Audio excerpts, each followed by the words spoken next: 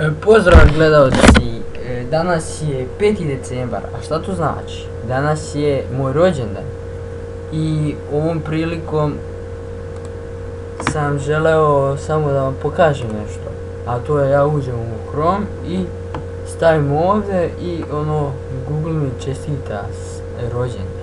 Pazi, srećan rođendan Nikola. Koliko sam ja to upoznat, čak i Google mora mi čestita rođendan. Eto, danas je 5. decembar, možda ovaj klip baš ovako malo više kratak. Samo sam želeo u stvari najviše ovo da vam pokažem da ako imate vaš Google+, Gmail i sve ostalo, da će vam čak i Google čestitati rođendan. I lajkujte, subscribeujte moj kanal ako već niste i to je to što se tiče ovog klipa, samo sam to želeo da vam pokažem, da me se Google setio.